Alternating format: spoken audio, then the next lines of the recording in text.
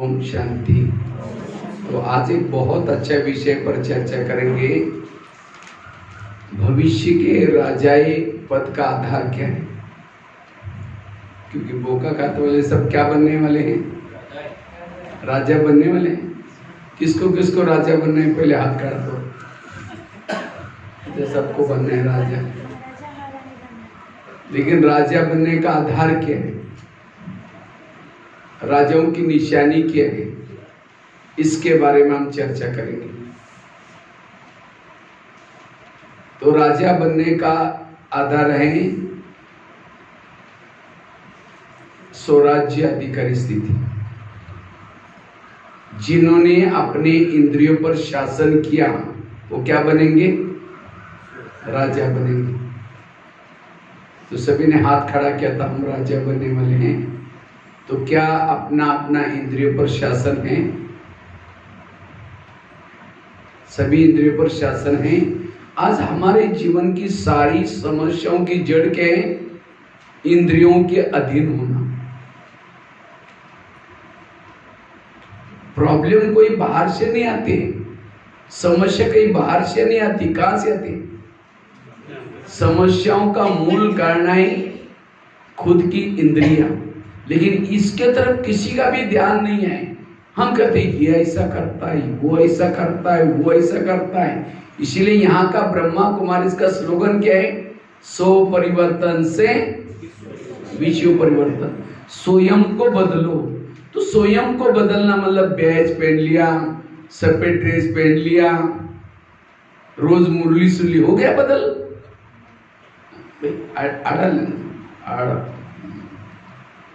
तो स्वयं को बदलना अर्थात हर इंद्रियों को क्या करना?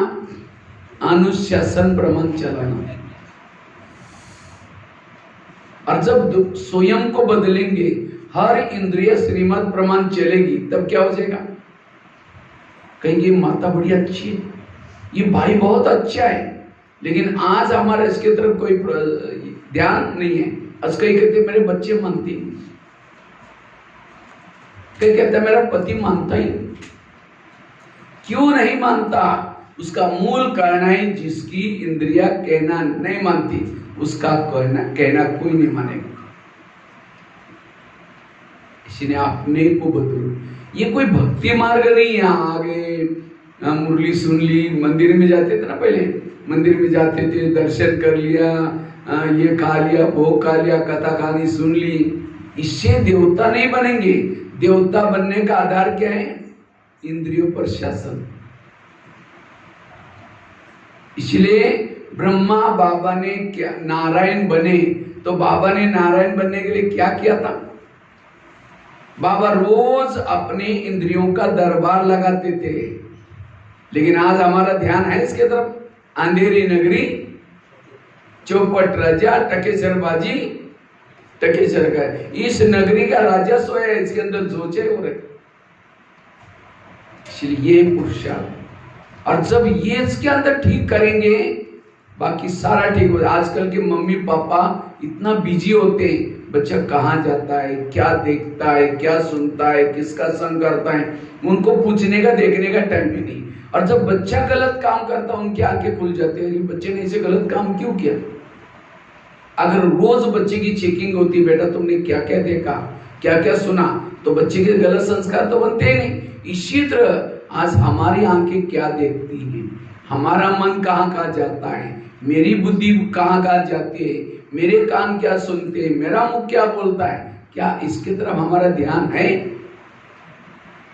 कुछ भी देख रहे, कुछ भी बोल रहे, और जब फिर समस्या हमारे गलत संस्कार बन जाते हैं। इसीलिए रोज हमारी ये चेकिंग है। ये है स्वयं को बदलने का आधार। और जब स्वयं को बदलेंगे तो विश्व अपने आप क्या हो जाएगा? बदल जाएगा। विश्व को बदलने का आधार है स्वयं। हर इंसान आज दुनिया में जो क्राइम हो रहा है, क्यों हो रहा है? हाथ कंट्रोल में नहीं है, मुंह कंट्रोल में नहीं है, कान कंट्रोल में नहीं है, आंखें कंट्रोल में नहीं। क्राइम का कारण है। अगर हर इंसान अपने अपने इंद्रियों को वश करेगा, क्या हो जाएगा? अनुशासन। आज पति का अनुशासन पत्नी के ऊपर नहीं है, नौकर का अनुशासन, मालिक का अनुशासन नौकर पर नहीं है, बच्चों का अनुशासन टीचर का अनुशासन बच्चों पर नहीं है। ये सब क्यों? अनु मतलब आत्मा शासन। जिस आत्मा का शासन ही अपने बॉडी पर नहीं, वो कहीं भी अनुशासन नहीं कर सकता, कोई उसका सुनेंगे नहीं। और फिर टेंशन पैदा होता है, मेरा कोई सुनता ही नहीं, मैं इतना मदद करती हूँ, क्यों नहीं सुन रहा है? क्योंकि आपकी खुद की इंद्रियां नहीं सुन रहे। इसलिए ये चेकिंग करो, ये काम क्रोध आपके लाइफ में क्यों आते हैं? क्योंकि इंद्रियों पर वश नहीं है, आंखों में वश में नहीं है, कान में वश में नहीं है। जैसे भारत में अंग्रेज घुसे थे, क्यों घुसे थे? कहानी याद है कैसे घुसे थे?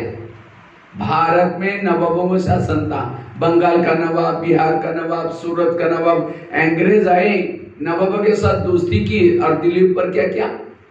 अटैक किया। भारत क्या हो गया? गुलाम हो गया।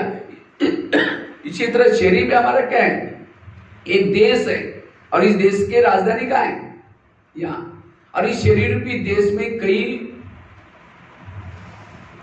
क्या करते हैं? नवाब रहते। कौन से? कान, मुंह, अपना अपना शासन है, किसी का नहीं मानते। तो माया रूपी अंग्रेज आते हैं और दोस्ती किसे करते हैं? इंद्रियों से। कान के साथ दोस्ती कर ली, मुंह के साथ दोस्ती की, आंखों के साथ दोस्ती की, आत्मा के ऊपर अटैक किया। और इसीलिए अब हमारा शरीर रूपी देश क्या है? गुलाम है। किसके? माया के गुलाम है। और जब तक इस इंद्रियों को माया के गुलामी से स्वतंत्र नहीं बनाएंगे, तब तक कोई भी जन्म में राजा नहीं बनेंगे। अधीन वाला कभी अधिकारी नहीं बन सकता। आप भविष्य में क्या बनेंगे, आपको एक आईना बताता हूं, अपने आप खुद चेक करना। कोई ज्ञान में चलता है, धन से सेवा नहीं करता, ज्ञान दूसरों को नहीं सुनाता, इंद्रियों के भी अधीन है, लेकिन रोज यहां आ रहे हैं, वो भविष्य में क्या बनता है? ध्यान से सुनना। रोज यहां आ रहे हैं, धन से सेवा नहीं कर रहे हैं, ज्ञान भी दूसरों को नहीं सुना रहे हैं, और इंद्रियों के भी अधीन है। ऐसी आत्मा का भविष्य क्या होगा? दास दासी बनेंगे। स्वर्ग में जाएंगे, लेकिन क्या, किस रूप में? दास दासी वो बनते हैं जो जीवन में उदास रहते हैं। उदास कौन होता है? जो इंद्रियों के अधीन है। उसको खुशी, भले भगवान पढ़ा रहे, भगवान मिलाए, लेकिन खुशी नहीं होगी। जो किसी का श्रृंगार नहीं करते ज्ञान से, वो भविष्य में श्रृंगार करने वाली बनती है। यहां श्रृंगार करो या वहां करो, यहां तो केवल एक जन्म का करना है, किसे ज्ञान से श्रृंगार करना है। कितना बाबा कहते बच्चे किसी को सुनाओ, ज्ञान सुनाओ, लेकिन हम काम में व्यस्त रहते, सुनाते नहीं। तो भविष्य में क्या बनना पड़ेगा? फिर श्रृंगार करने वाली बनाना पड़ेगा। कोई ज्ञान में चलता है, धन सेवा में लगाता है, ज्ञान दूसरों को सुनाता है, लेकिन इंद्रियों के अधीन है, वो क्या बनता है? वो साहूकार बनता है। साहूकार क्यों बना? क्योंकि धन से सेवा की थी, ज्ञान भी दूसरों को सुनाया था, इसलिए क्या बना? साहूकार। और कोई ज्ञान में चलता है, धन से सेवा करता है, धन से सेवा नहीं करता, ज्ञान दूसरों को नहीं सुनाता, लेकिन इंद्रियों को अपने वश में किया है, वो क्या बनता है? राजा। धन से सेवा नहीं करता, ज्ञान भी दूसरों को नहीं सुनाता, लेकिन इंद्रियों को अपने वश में किया है। दास दासी कैसे बनेगा? वो राजा बनेगा। लेकिन राजा कैसे? कंगाल राजा। राजा बना, लेकिन कैसा? कंगाल। क्यों? धन से सेवा नहीं की, ज्ञान दूसरों को सुनाए नहीं, इंद्रियों पर शासन सिर्फ किया। और जो ज्ञान में चलता है, धन से सेवा करता है, ज्ञान दूसरों को सुनाता है, इंद्रियों पर भी शासन किया, वो है संपन्न राजा। तो चेक करो खुद की गाड़ी कहाँ है, खुद कौन से लाइन में? दासी वाली लाइन में हूं, साहूकार वाले लाइन में हूं, कंगाल राजे के लाइन में हूं, संपन्न राजे के। अभी भी ट्रैक को बदल सकते। बाबा ने कोई ये नहीं कहा कि जो माउंट आबू में रहते हो राजा बनेंगे, कोई मुरली में नहीं कहा। जिन्होंने मम्मा बाबा को देखा वो क्या बनेंगे?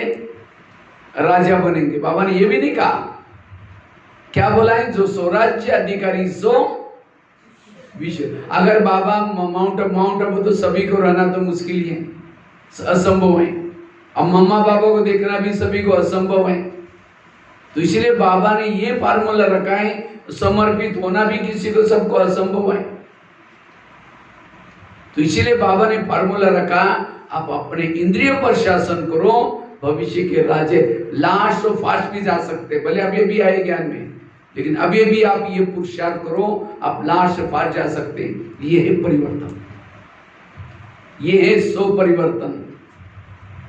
इसलिए आज हमारे इसके तरफ ध्यान, अंधेरी नगरी चौपट राजा टकेसरबाजी, टकेसर इस नगरी का राजा सो है, इसके अंदर सोचे हो रहे। जिसका इंद्रियों पर शासन है उसके इर्द गिर्द में गुण और शक्तियां होती है। जिसका इंद्रियों पर शासन है, सहन शक्ति, धैर्यता, सत्यता, ये गुण शक्ति होगी। नौका पानी के ऊपर से जाएगी, पार कराएगी, नौका के अंदर पानी आएगा तो डुबा देगी। जो इंद्रियों को चलाता है वो पार हो जाता है, जिसको खुद को इंद्रियां चलाते हैं वो डूब जाता है। इसीलिए स्वराज्य अधिकारी बनना, इस ज्ञान में केवल अकेले नहीं चलो, किसको चलाओ? इंद्रियों को भी चलाओ। ये महाभारत युद्ध है। महाभारत में क्या है? कृष्ण रथ में बैठता है, पहले क्या करता है? घोड़ों को प्यार करता है, थपथपाता है। क्यों? घोड़े अगर दुर्योधन के सामने गिर जाएंगे तो क्या हो जाएगी? पराजय हो जाएगी। इसी तरह इस ज्ञान मार्ग में इंद्रियों पर भी शासन करो तो क्या आपका कान ज्ञान में चलता है, आंखें ज्ञान में चलती हैं। जिसको ही बाबा के दूसरे शब्द में बाबा कहते बच्चे, चैरिटी बिगेन्स एट होम, तुम अपने घर को सुधारो। घर मतलब लौकिक नहीं, कौन सा घर? ये शरीर आत्मा का क्या है? पहला ये घर है। तो क्या इस घर में सब ज्ञान में चल रहे हैं? योग में बैठे आंखें बंद है, इसका मतलब आंखें ज्ञान में नहीं चल रहे। कोई परिचिंतन की बातें सुनाता हो, क्या हुआ? इसका मतलब कान ज्ञान में नहीं है। किसी का परिचिंतन की बातें सुना रहे, हम फलानी बहन है ऐसे वो ऐसे, इसका मतलब मुख मेरा ज्ञान में नहीं है। अब जब ये ज्ञान में नहीं है, केवल आत्मा ज्ञान में चलने से क्या होगा? सारा दिन भी योग में बैठे, कई फिर प्रॉब्लम है। क्या? योग लगता ही नहीं। क्यों नहीं लगता? क्योंकि सारा दिन मुख ने गलत बोल दिया, कान ने गलत सुन लिया। जैसे प्रधानमंत्री दिल्ली में शांति में कब बैठेंगे? जब उसके पार्टी के सारे लोग अपनी ड्यूटी एक्यूरेट करेंगे। एक ने गलत काम किया, उनकी नींद फिट जाएगी। इसी तरह आत्मा प्रकृति में शांति में तब बैठ सकते हैं जब हर इंद्रिया अपनी ड्यूटी एक्यूरेट करता है। आंखों ने गलत कर लिया, आत्मा की नींद फिट गई। कान ने गलत सुन लिया, आत्मा की नींद फिट गई। इसलिए इंद्रियों का 7 दिन का कोर्स करो, कभी कान का कोर्स करो, आंखों का कोर्स करो, मुख का कोर्स करो। जैसे कृष्ण जब रथ में बैठता है तो पहले क्या करता है? घोड़ों को प्यार करता है। क्यों? घोड़े जाकर के दुर्योधन के सामने गिर जाएंगे तो क्या हो जाएगी? पराजय हो जाएगी। इसी तरह हमें भी परम धाम से अमृत वाला करके जब शरीर में आते हैं, अपने घोड़ों से प्यार करो। कौन से घोड़े? कान से प्यार करो। जब नहाते धोते ना, कान से प्यार करो। हे कान, तुम आज कोई ऐसी चीजें ना सुनना जो मेरी पराजय हो जाए। ये आंखें, तुम कोई ऐसी चीजें ना देखना जो मेरी पराजय हो जाए। ये मुख, तुमको ऐसी बातें ना सुन बोलना जो मेरी पराजय हो जाए। और जब हर इंद्रिया ज्ञान में चलेगी तो क्या हो जाएगा? जैसे भारत में अंग्रेज घुसे थे, उनको भगाए कैसे? कैसे भगाया था? भारत में अंग्रेज घुसे थे, उनको भगाया कैसे? जगह जगह पर सभा लगाई, जालियनवाला बाग, नमक का सत्याग्रह, कुछ नारे बनाए, वंदे मातरम, और सब तब जनता को जागृत किया। और जब जनता जागृत हो गई तो अंग्रेज क्या हो गया? चले गए। तो हमें भी अपनी जनता को जागृत किया। हमारी जनता कौन है? कौन है? कान, मुंह, आंखें। अब होता क्या? आत्मा ज्ञान में चलता है, लेकिन कोई वेरत सुनाता है, कान का ताउर क्या हुआ? इधर से आ जाओ, कोई बात नहीं।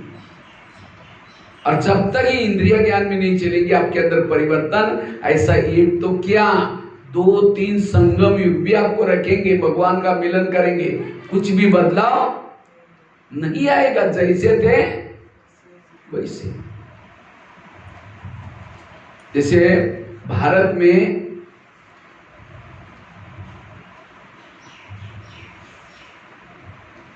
अखंड भारत कहते हैं, आज कई कहते सतयुग कब आएगा, बोलते हैं, कभी कभी चिंतन करते हैं। बाबा कहते संगम युग 100 साल का है और अभी तो 88 साल पूरा हो गया, अब केवल कितना साल बाकी है, कई कहते हैं 12-13 साल विनाश के लिए बाकी है, सतयुग कब आएगा, कृष्ण जन्म कब लेगा, कई ऐसे चिंतन करते हैं। सतयुग का गायन क्या है, एक धर्म, एक राज्य, एक भाषा, एक कुल, एक मत। तो क्या एक आत्मा का शासन बॉडी पर है हमारा, एक धर्म धारणा है, जब इसके ऊपर ही शासन है तो सतयुग आएगा कैसे? सतयुग आएगा, लेकिन सतयुग में हम जा नहीं सकेंगे, अच्छा जाएंगे तो भी पद नहीं मिलेगा। इसलिए अब हमें सतयुग अंदर बनाना है, एक आत्मा का शासन। पहले जमाने में राजे किस में रहते थे, किले में रहते थे, और किले के कई दरवाजे रहते थे, कोई भी बाहर से आता है उसकी पूछताछ होती थी, कहाँ जा रहे, क्यों जा रहे। इसी तरह ये शरीर में हमारा क्या है, किला है, और इस किले के कई दरवाजे, कान, मुंह, लेकिन इस दरवाजे में रुकने टुकने वाला कोई नहीं है। इसलिए योग्य नहीं है वो न सुनना, योग्य नहीं वो ना बोलना, योग्य नहीं है वो ना देखना, ये है स्व परिवर्तन। इसलिए स्वयं को सशक्त बनाना, यह है पुरुषार्थ। तो स्वयं को हम सशक्त बनाने के लिए रोज अपना दरबार कैसे लगाए? रोज अमृत वेले के बाद क्या करो, अमृत वेले के बाद 5 मिनट के लिए क्या करो, अपनी इंद्रियों से बातें करो। कैसे बातें करनी है? जब अमृत वेला करके शरीर में आओ, क्योंकि शिव बाबा में कौन मिला है, एक दोस्त के रूप में मिला हुआ है। क्योंकि वो सोचता है कि मेरा दोस्त इतना राजा था, इतना अच्छा था, ये कंगाल कैसे बना। तो दोस्त आकर के दोस्त से बात करते करते, कोई बात नहीं, ये रावण ने तुम्हारे ऊपर ये किया ना, छल किया ना, मैं तुमको रावण को मारने की युक्ति सुनाता हूँ, तुम मेरे पास सवेरे अमृत वेला आओ, और अमृत वेला मैं तुमको ताकत दूंगा, बल दूंगा, ट्रेनिंग दूंगा। तो हमें अमृत वेला अपने दोस्त के पास जाना है और बाबा से शक्ति लेकर के फिर नीचे आना है, और नीचे आकर के अपनी इंद्रियों से क्या करना है, बातें करनी। कर्ण महाभारत में बहुत होशियार था, रहने तो भाई जी कम नहीं करे। कर्ण महाभारत में बहुत होशियार था, लेकिन कर्ण पराजय हुआ। क्यों हुआ? कारण जानते हैं सब। कर्ण महाभारत में पांडव से भी होशियार था, लेकिन असफल बना। क्यों? उसके रथ ने उसको क्या किया, धोखा दे दिया। उसका रथ क्या हो गया, जमीन में धंस गया। इसी तरह ज्ञान में कितने भी होशियार है, लेकिन अगर आपको इंद्रिया धोखा देते, आप पराजय हो जाएंगे। इसलिए इंद्रियों पर जीत प्राप्त करना, और इंद्रियों पर जीत प्राप्त करने के लिए हमें रोज चेक इन करने की जरूरत है कि ब्रह्मा बाबा ने ये किया। मैं कोई क्लास नहीं करा रहा हूं, लेकिन आज हमें जो करना चाहिए वो हम नहीं कर रहे हैं। जो मूल जो बातें आजकल फेसबुक में, व्हाट्सएप में इतनी चटपटी बातें आ रही हैं, यूट्यूब में इतनी अच्छी अलग अलग क्लासेस आ रहे हैं, हम उन्हीं में लगे।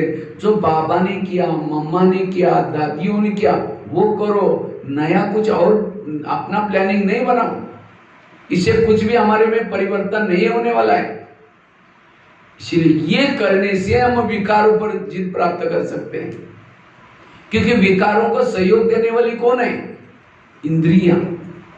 इनको अपना दोस्त बनाओ, अपने सहयोगी बनाओ। जैसे भारत की मैंने एग्जांपल दिया, भारत से अंग्रेज लोगों को भगाने के लिए मदद किसने की, जनता ने मदद की। अगर जनता इसमें इन्वॉल्व ना होती तो स्वतंत्र कैसे होते। इसलिए हमें भी इन इंद्रियों को सहयोग देने की जरूरत है, उनका सहयोग लेने की जरूरत है। तो रोज हमें अमृत वेले के बाद क्या करना है, इंद्रियों से बातें करनी। सबसे पहले बात करो कान से। हे मेरे कान, तुम मेरे इस राज्य की शान। अगर तुम ना, सब ध्यान से सुन रहे क्लास, एक बार ताली बजाओ जोर से। तो माया कहेगी यदि कहां से माउंट आबू से भाई आया, मेरा इसके ऊपर पूरा अच्छी तरह शासन था और ये तो मेरे को भगाने के लिए युक्ति बता रहे हैं, तो चुपके से वो दिखती नहीं है, वो आकर के आपके पास क्या करते हैं, आलस और अलबेलापन की गुटी सुगा करके जाते हैं। और जब क्लास चल रहा है आपको आलस आएगा तो आपकी आंखें बंद, अब जिसकी आंखें बंद है उसका कान भी बंद। अब जो आंखें और कान बंद है तो जो सुना है वो तो गया ऊपर से, उल्टे घड़े पर पानी। सुना ही नहीं तो फिर आपका माया का शासन रहेगा। इसीलिए ये क्लास बड़े ध्यान से सुनो, इतना करो, आपके अंदर काफी परिवर्तन आएगा, आपके पास सहन शक्ति आएगी, आपका योग लगेगा, आपकी आत्मिक स्थिति बनेगी, जो भी कुछ परिवर्तन करना चाहिए होगा। ये पुरुषार्थ करना, और ये पुरुषार्थ ब्रह्मा बाबा ने किया। इसीलिए ध्यान से कोई सुनना, बीच बीच में भले ताली बजाओ, ताली से केवल मेरा उमंग नहीं बढ़ेगा, बाजू में कोई सो रहे उठ जाएगा। इसलिए अपनी इंद्रियों को अच्छी तरह ऑर्डर करो, क्योंकि आंखों की ड्यूटी अभी खुला होकर के ये करना, और कान की ड्यूटी है ध्यान से सुनना। जब आंखें बंद आई तो कान अपनी ड्यूटी नहीं कर पाएगा, फिर वो भी बंद हो जाएगा। क्योंकि इतना रात में तो नींद तो लिया, फिर भी आंखें क्या करते हैं, अभी मोबाइल में कोई गलत चीजें देखेंगे उस समय बंद नहीं होगी, उस समय टक टक बराबर रात को 12 बजे 1 बजे, और थोड़ा सा योग में बैठा लुढ़क गई तुरंत। क्योंकि वो आपका कहना नहीं मानती, आपको धोखा देना चाहते हैं। इसलिए आंखों को धोखा, जो धोखा देते उसको सजा भी दो, एक्टिव बनो। राजा मतलब एक्टिव होता है, तो कैसे उसको दरबार लगाने में आपको सुना रहा हूं। अमृत वेले के बाद 5 मिनट अपनी इंद्रियों से बातें करो। सबसे पहले बात करो कान से। हे मेरे कान, तुम मेरे इस राज्य के शान हो, अगर तुम ना होते मैं ईश्वरी मावके कोई कैसे सुनता, और मेरा तुम्हारे पर बहुत विश्वास है, इसीलिए मैंने तुमको बॉर्डर पर रखा है। कान कहाँ है? बॉर्डर पर। जैसे पाकिस्तान के बॉर्डर पर कोई सैनिक रहता है, और वो एक पाकिस्तान से एक आतंकवादी आता है और उस सैनिक को कहता है 1500 की नोटा का एक बोरा लो, एक बोरा, लेकिन मुझे अंदर छोड़ दो। अब वो सैनिक कहेगा इतना बोरा तो मुझे कभी नहीं मिलेगा गवर्नमेंट से, भाई 2 और तुम। अब वो अंदर आएगा, कितने लोगों को मारेगा। इसीलिए उस सैनिक को नोट प्रेमी नहीं, देश प्रेमी बनने की जरूरत है। तो इसी तरह एक कान भी हमारा बॉर्डर पर है, तो कान को नोट प्रेमी नहीं। आज कान हमको धोखा देता है। हमारे बॉर्डर पर कौन है? कान है, आंखें, मुंह है, आत्मा की रक्षा करने के लिए, और यही रक्षा का भी भक्षक बन रहे, गलत सुन रहे, गलत देख रहे। इसलिए इन चीजों के ऊपर निगरानी रखो। इसलिए कान से बातें करो सवेरे अमृत वेले के बाद। हे मेरे कान, तुम मेरे इस राज्य की शान हो, अगर तुम ना होता मैं ईश्वरी मावक के कैसे सुनता। लेकिन आजकल तुम मुझे धोखा दे रहे, मुझे तो पता नहीं था। आज मैं सवेरे अमृत वेला शिव बाबा के पास गया था, शिव बाबा ने तुम्हारे लिए कुछ इशारे दिए, तुम मेरा खाते हो, मेरे राज्य में रहते हो और मुझे धोखा देते हो। क्योंकि कान जिंदा क्यों है? क्यों जिंदा है? अगर कान थोड़ा दूर होता है यहाँ, तो कान के अंदर का सेल जिंदा रहता, खाता है आत्मा का, धोखा दे रहे आत्मा को। इसीलिए कान, आज तक जो हुआ कोई बात नहीं, आज से तुम्हें कोई भी व्यर्थ बातें, परचिंतन की बातें नहीं सुननी। अगर सुनेगा मैं तुमको सजा दूंगा। आगे चलो मुख के पास। हे मुख, तुम्हें मेरे इस राज्य की शान हो, अगर तुम ना होते मैं ईश्वरीय मावक के दूसरों को कैसे सुनाता। लेकिन कभी कभी तुम किसी का परचिंतन भी करते हो, किसी का अपमान भी करते हो। इसी से मेरे से कोई रूठ जाता है, मुझे बददुआएं देता है, मेरे नजदीक नहीं आता। क्या मैंने तुमको इसीलिए रखा? अगर तुम किसी का अपमान करोगे, गलत शब्द बोलोगे, परचिंतन करोगे, मैं तुमको सजा दूंगा। आगे चलो आंखों के पास। ये आंखें, मुझे 84 जन्म में बहुत सारी आंखें मिली, लेकिन तुम्हारे जैसे भाग्यशाली आंखें कोई जन्म में नहीं मिली। क्योंकि तुम्हारे द्वारा मैंने सत्यम शिवम सुंदरम को देखा है। देखा है ना माउंट आबू में बाबा मेलन कौन कौन करके आए? कुछ लोगों ने किया है। ये कोई साधारण बात नहीं थी, लेकिन अभी भी जो आते हैं यहाँ, ये साधारण जगह नहीं है। आज जो बहनें देखते हैं, जिन बहनों को भले साधारण वेश में लेकिन यही वो देवी है जहां मंदिर में उनकी पूजा होती है। आज मंदिर में जाकर कितनी लाइन लगा करके, देवी मुझे दर्शन दे दो, देवी मेरा वो ये करो, वो पत्थर को कितना भी करे तो, लेकिन यहाँ तो आप बहनों से बात कर सकते हैं, उनकी दृष्टि ले सकते हैं। आज किसी को पता चलेगा इस बोका घाट की जो कुल देवी है यहाँ आकर के बैठी है, सारी लाइन लगेगी, लेकिन अब गुप्त रूप में है।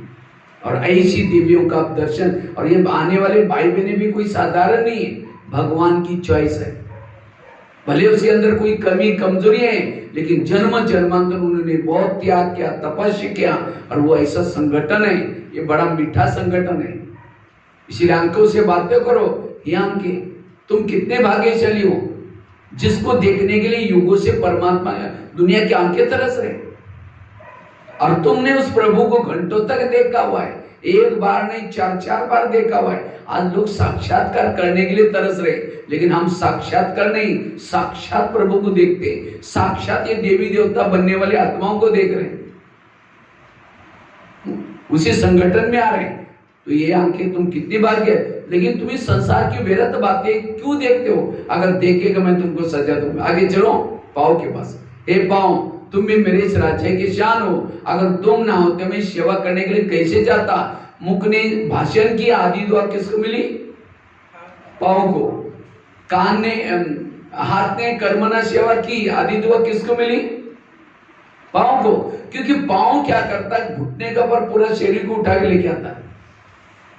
इसलिए कोई भी व्यक्ति जब घर में आता है पहले चरण छूते हैं। क्यों?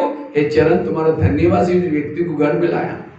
लेकिन हे चरण तुम कभी कभी परचिंतन करने के लिए लेके जाते हो। परचिंतन किया मुख ने, आधा पाप किसके पर चढ़ा? पाँव के पर। अगर पाँव कहता नहीं नहीं मैं राजा का खाता हूँ, राजा के घर में रहता हूँ, राजा को धोखा नहीं दूंगा, हे मुख तुमको परचिंतन करना है, तुम जाओ, मैं नहीं आऊंगा। तो मुख कहेगा ठीक है तुम नहीं आएगा, मेरा काम रुक जाएगा, मैं जा रहा हूं। मुख निकल कर जाएगा, कल में अकेला जाएगा? मना उसके लिए पाँव भी मिला हुआ है, सभी मिले हैं। इसलिए इसको कहते हैं ईमानदारी। आज हम कहते हम बहुत ईमानदार हैं। ईमानदार उसको कहेंगे हर इंद्रिय श्रीमत प्रमाण चलेगी। इसलिए हर इंद्रियों के अंदर आत्मा के प्रति रिगार्ड चाहिए, रिस्पेक्ट चाहिए। और कई भाई बहन कहते हैं मेरे को कोई रिगार्ड देता है नहीं। किसको रिगार्ड नहीं मिलता? जो इंद्रिय आत्मा को रिगार्ड नहीं देती उसको कोई रिगार्ड नहीं देगा। इसलिए हर इंद्रियों के अंदर आत्मा के प्रति प्यार, राजा के प्रति प्यार, रिगार्ड चाहिए।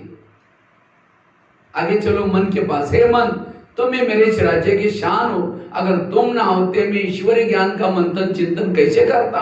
लेकिन कभी कभी तुम व्यर्थों का भी चिंतन करते हो, अगर करेगा मैं तुमको सजा दूंगा। आगे चलो बुद्धि के पास। हे बुद्धि, मैंने सभी इंद्रियों में से चुन करके तुमको मंत्री बनाया। बुद्धि कौन है? कौन सा मंत्री? बुद्धि है गृह मंत्री। पूरा इस बॉडी का कारोबार किसके पास है? बुद्धि के पास। आत्मा के बाद इसका जो सेकंड वाला कौन है? बुद्धि। क्योंकि समझो मन में विचार चला मुझे फिल्म देखने के लिए जाना है, तो मन की फाइल कहां जाती है? बुद्धि के पास। बुद्धि फिर निर्णय देगी, जाओ जाओ, हाँ ठीक है जाओ, ठीक है बोलते ही पांव चले गए, आंखें चले गई, कान चले, सारी इंद्रिय फॉलो की। किसको? बुद्धि को। तो बुद्धि से बातें करो। हे बुद्धि, मैंने सभी इंद्रियों से चुन करके तुमको मंत्री बनाया, और तुमने मेरे कुछ ऐसे गलत निर्णय लिया, मेरा पूरा राजकारभार गवाया, मुझे रावण के जेल में डाल दिया। इसलिए हे बुद्धि, आज से तुम्हें कोई गलत निर्णय नहीं लेना। हर निर्णय श्रीमत के आधार से लेना। तो अगर बुद्धि निर्णय अच्छा लेगी तो कोई गलत काम हो गया ही नहीं। तो ऐसे हर इंद्रियों से बातें करना, समझाना, ये हो गया सवेरे का दरबार। फिर रात को सोने के पहले फिर दरबार लगा दो। कितना बजे? ये कितना बजे तक दरबार बताया? अमृत वेला। फिर रात को सोने से पहले फिर चेक करो। सबसे पहले कान से बात करो। रात को ऐसे नहीं कि बिस्तर डाल दिया, गुड नाइट बाबा, तो बहुत थक गए थे, घर में मेहमान आ रहे थे, मैंने दोपहर को रेस्ट नहीं किया, आप लुढ़क गए। क्या हुआ, क्या घाटा, क्या, कोई हम चेक नहीं करते। कल परसों ना बाबा ने चार्ट चेक करो, 2-3 दिन पहले मुरली में आया है। तो आज से ये चार्ट चेक करो, कौन सी इंद्रिया मुझे धोखा दिया। कान ने धोखा दिया, आज मुख ने क्या क्या क्या, ये चार्ट करो। इसी में सारे चार्ट है आपके,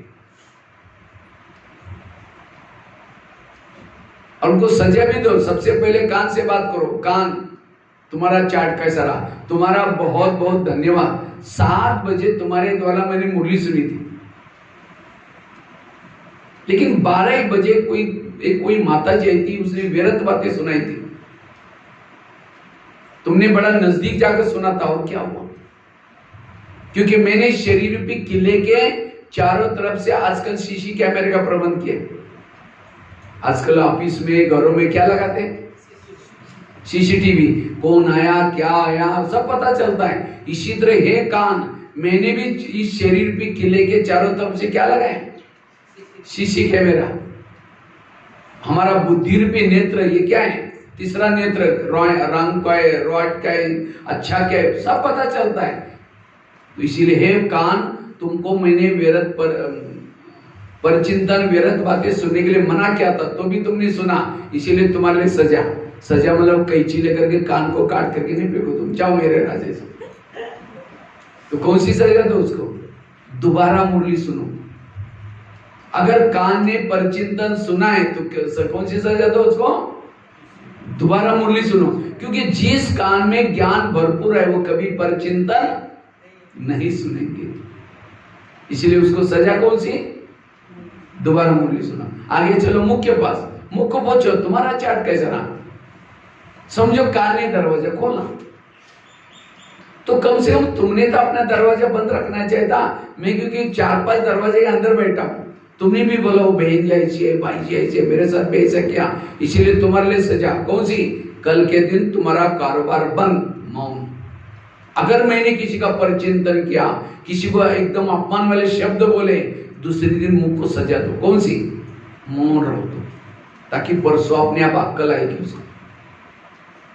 ये आंखों ने कुछ मोबाइल में गलत चीजें देखी, सजा दो, कौन सी? 1 घंटा बाबा को देखने में लगा तो एक्स्ट्रा। ये है राजा। और जिसकी हर इंद्रिय वश में, फिर कहेंगे माता बड़ी अच्छी है, भाई बहुत अच्छा है। लेकिन आज हमारे से लोग नाराज हो जाते हैं, दुखी, क्योंकि हमारे इंद्रियों पर कंट्रोल, ये है सो परिवर्तन। ये जो दुनिया है, ये दुनिया की सैंपल, ये शरीर दुनिया है। दुनिया में 3 लोग है, शरीर में भी कितने लोग है? 3 लोग, यहाँ आत्म लोग। दुनिया 5 तत्वों की बनी है, शरीर भी 5 तत्वों का बना हुआ है। दुनिया में 70% पानी की लेवल है, शरीर में भी कितना पानी है? 70% वाटर लेवल है।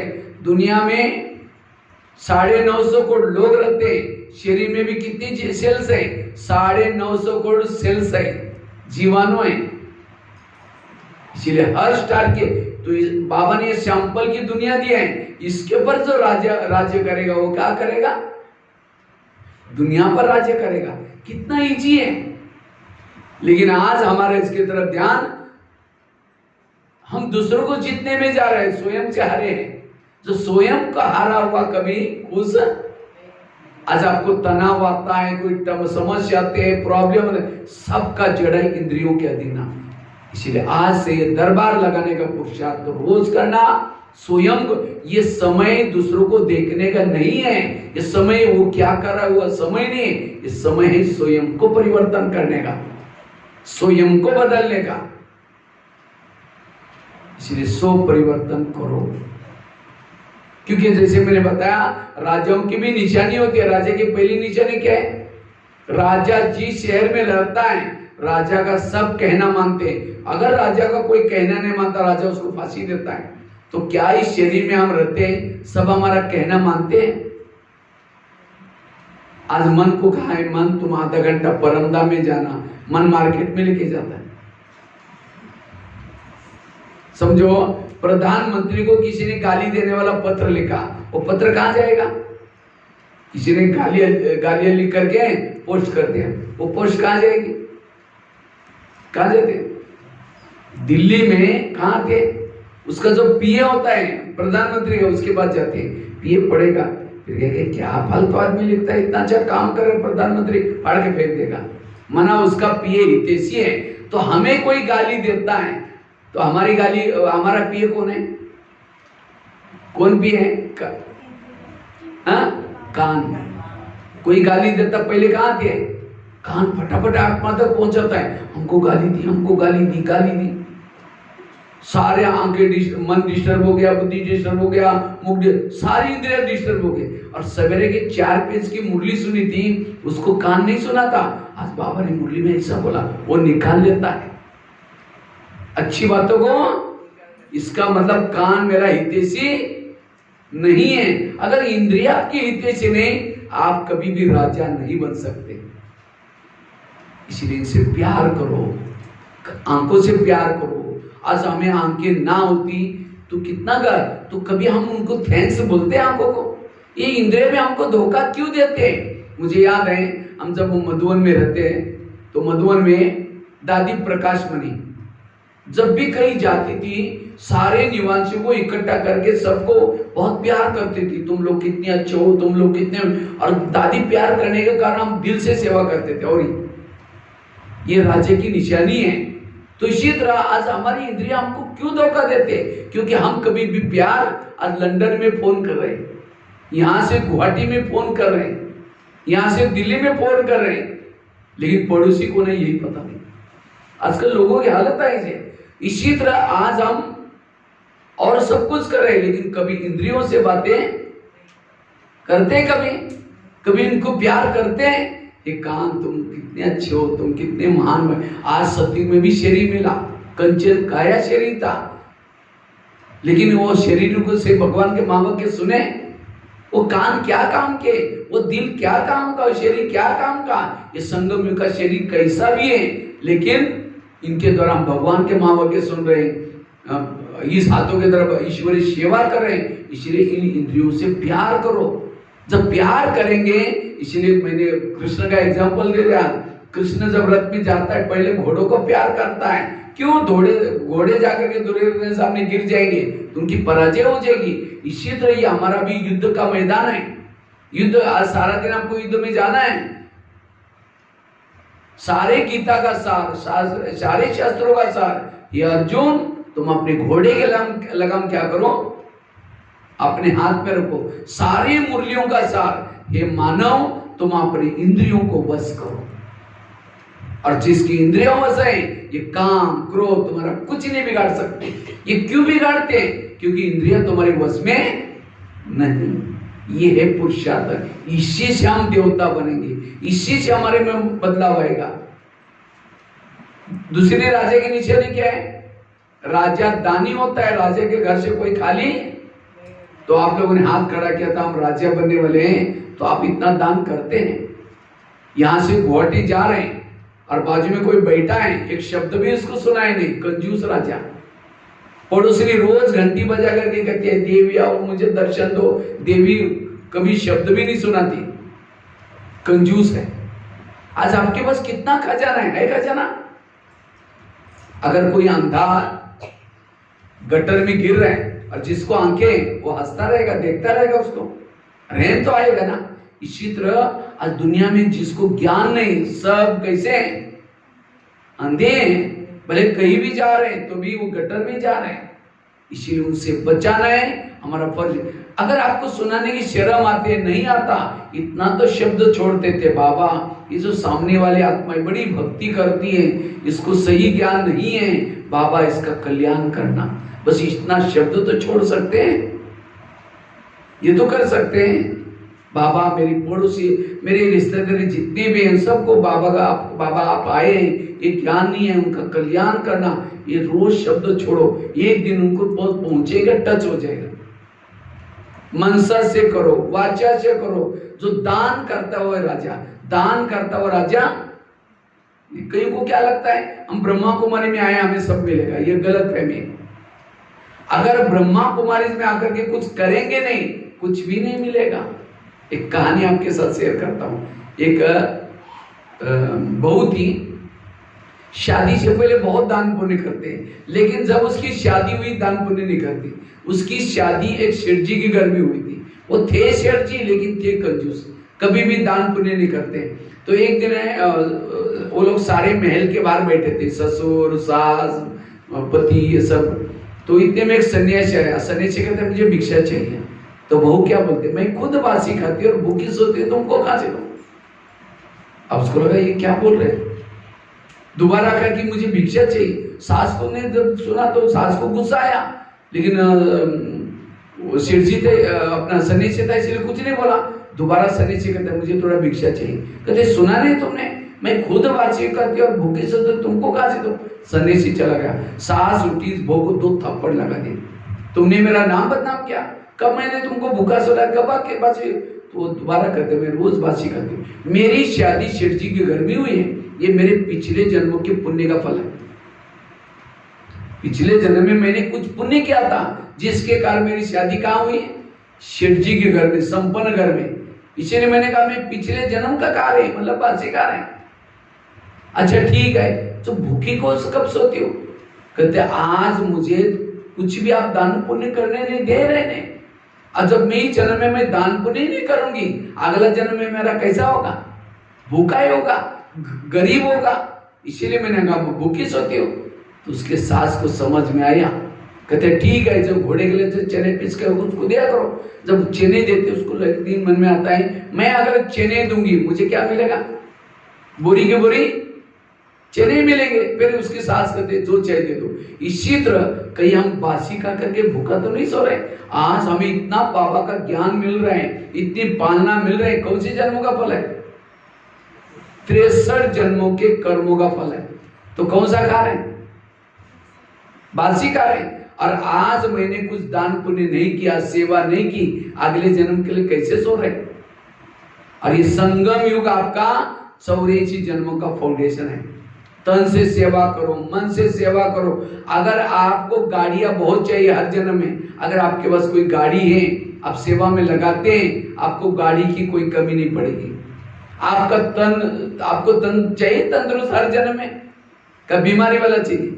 अगर आपको तन चाहिए, इतना बड़ा सेंटर है, कभी आओ, झाड़ू पोछा लगाओ, कुछ सेवा करो, बहनों को कभी ये करो। जो तन सेवा में लगाता है उसको तन तंदुरुस्त मिलता है। कभी कभी यहाँ से आप माउंट आबू भी जा करके 1-2 महीना वहां सेवा करके भी आ सकते हैं।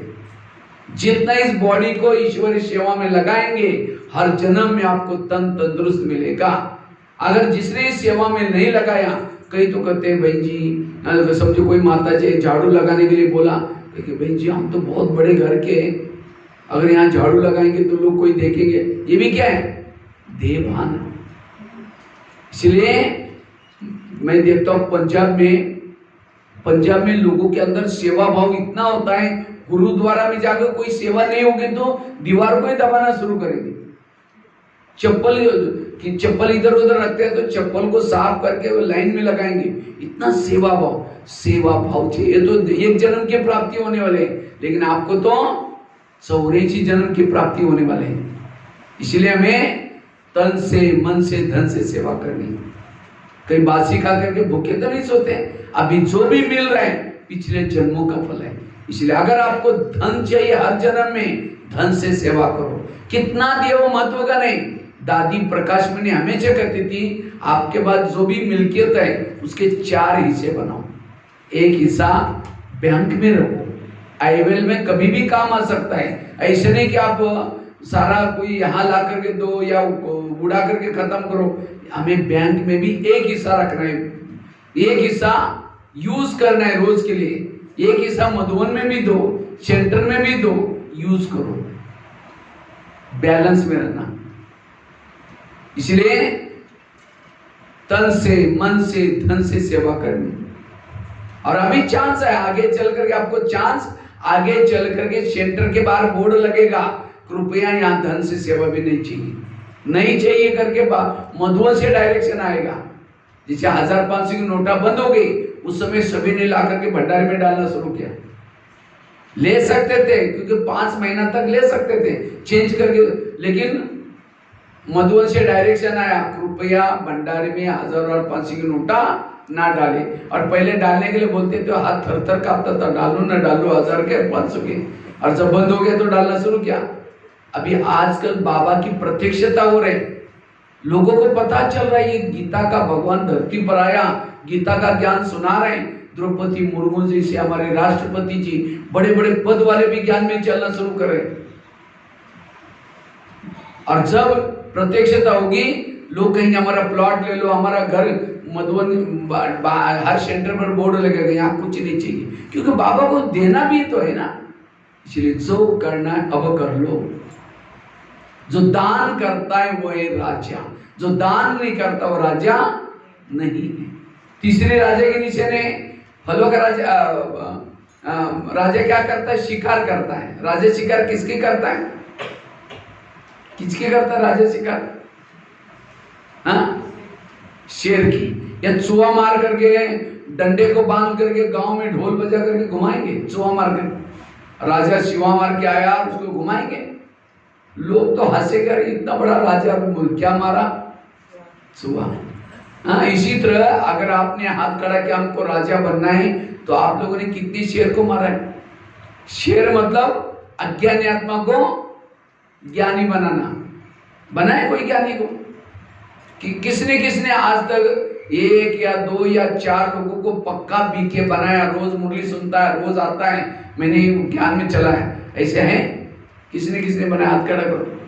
शिकार किसने किसने किया? एक माता से पीछे है, बाकी किसने? अब पहले तो पूछा था कि राजा किसको बनाए, सभी के हाथ खड़ा के। और जिसने प्रजा ही नहीं बनाया तो राजा किसके ऊपर करे? इसलिए हर महीने में एक को बीके, हर 1 महीने में एक को क्या बनाओ? ब्रह्मा कुमार बनाओ। तो 1 साल के कितने हो जाएंगे? 12 हो जाएंगे। तो जब 12 बीके बनाएंगे तो धीरे धीरे आपकी प्रजा बनेगी। आज हमें मेहनत क्यों लगती है? क्योंकि हमें, जैसे दादियों को पुरुषार्थ में मेहनत नहीं लगती थी, बाप दादियों की स्थिति अच्छी बरतती थी, क्योंकि उन्होंने अपने शेयर होल्डर बनाए थे। दादियों ने जिनको तो ज्ञान सुनाया था, वो लोग बाबा बाबा बोलते थे, आधा दुआ उनको भी मिलती थी उसमें से। इसी तरह हम अकेले हैं, हमारे साथ कोई बाबा बाबा बोलने वाला है ही नहीं, हमने बनाए नहीं, इसलिए हमें खुद को मेहनत लग रहा है। इसलिए अनेक आज हमें, मुझे तो शिकार करने का बड़ा शौक है।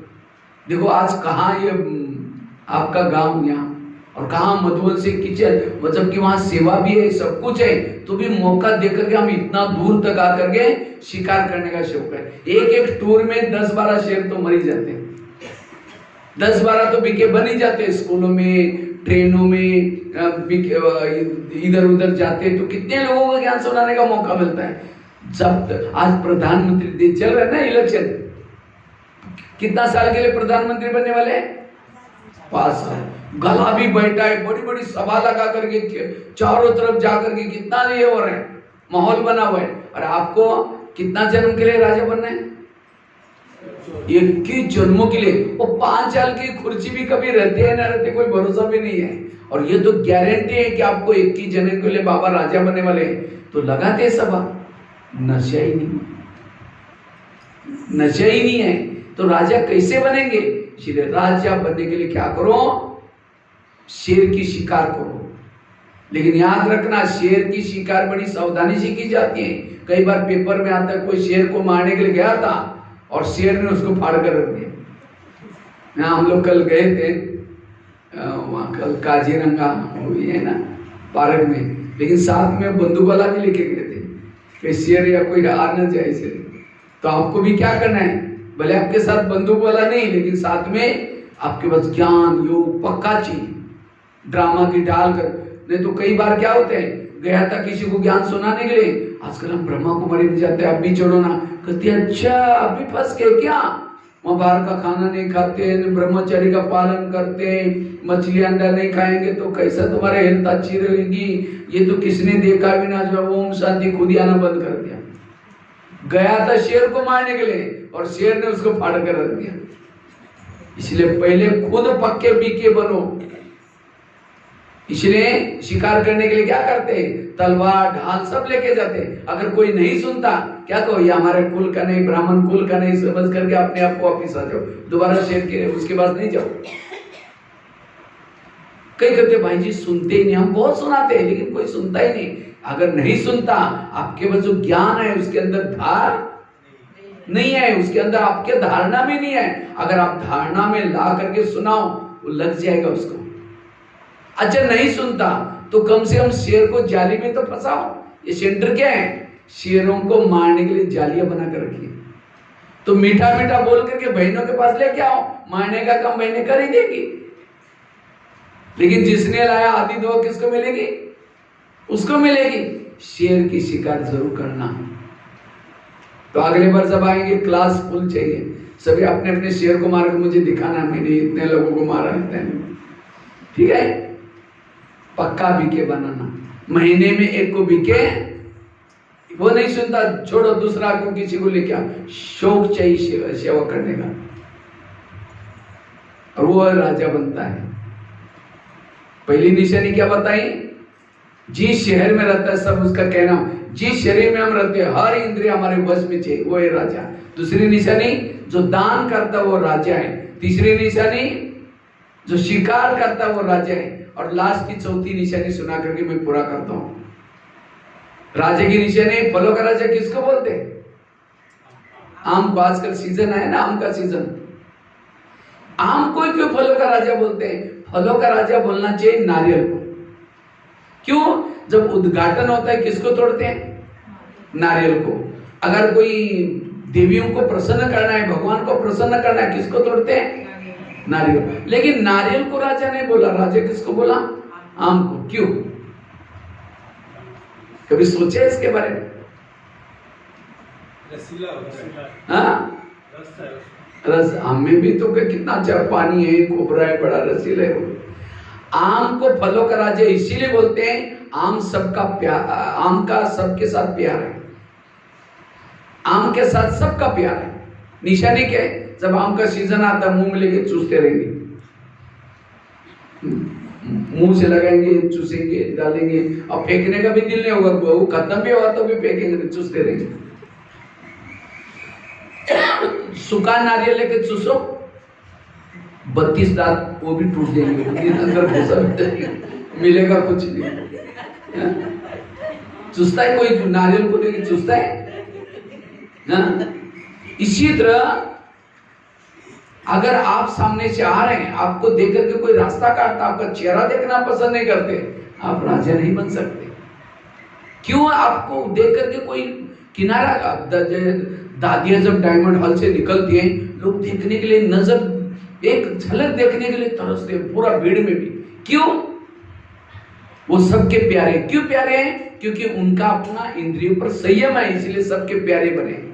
इसलिए राजा बनने के लिए प्यारे बनो। अगर आपको कोई सामने देख करके नहीं आता, आपसे किनारा करता, आप कभी भी राजा नहीं बन सकते।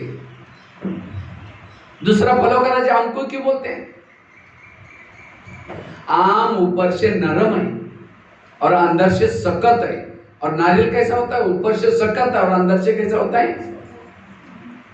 सॉफ्ट होता है, नरम होता है। अर्थात राजा बनने वाला व्यक्ति ऊपर से नम्रचित निर्माण होगा। और नारियल क्वालिटी वाला, मैं जैसे कहता है ऐसे करो, ये करो, वो करो, टीवी नहीं देखो, मोबाइल नहीं, बच्चों को कहेंगे और खुद कुछ नहीं करेंगे। हाँ कहेंगे, हाँ जी जरूर करेंगे, आपको हमको पता आप कैसे जाओ। बोले पहले खुद करो फिर बाद में कहो। पंडित मत बनो, आचार्य बनो। पंडितों की कोई कमी नहीं है, दूसरों को कहने वाले और खुद नहीं करने वाले, इसीलिए आचार्य बनो, वो है राजा। और फलों का राजा आम को क्यों बोलते हैं? आम को जब फल लगता है तो क्या होता है? झुकता है। नारियल को फल लगता है तो कहां जाता है? बहुत ऊंचाई पर जाता है। अर्थात जिसके अंदर विशेषता, कला आने के बाद जिसको अभिमान आता है, वो कभी राजा नहीं बन सकता। नम्रचित आम है नम्रता का प्रतीक, और नारियल है अभिमान का प्रतीक। अभिमान वाला कभी राजा नहीं बन सकता। और फलों का राजा आम को क्यों बोला? क्योंकि जब कोई थक जाता है, परेशान हो जाता है, कौन से पेड़ के नीचे जाकर सोता है? आम के पेड़ के नीचे जाकर सोता है। अगर नारियल के नीचे जाकर सोएगा तो वो और ही नारियल टूट करके सिर भी तोड़ देगा। और आम के नीचे सोने से क्या होता है? हाँ, उसकी थकान मिट जाएंगी, रिफ्रेश हो जाएंगे। इसी तरह दुनिया से कोई तंग होकर के, परेशान होकर के आपके संपर्क में आया और यहाँ की कोई उल्टी सुल्टी बात सुने, यहाँ भी तो ऐसे रहते हैं, कौन सी धारणा करते हैं, जो पैसे देते उसको आगे करते हैं, वो बहन जी ऐसे, और ही दिमाग खराब करके गया। आया था शांति के लिए और यहाँ की बातें सुन करके दिमाग खराब करके गया। वो कभी राजा वो बनेगा जिसने दूसरे के दुख को हरा। इसलिए स्वराज्य अधिकारी बनो। और फलों का राजा हमको क्यों कहते हैं?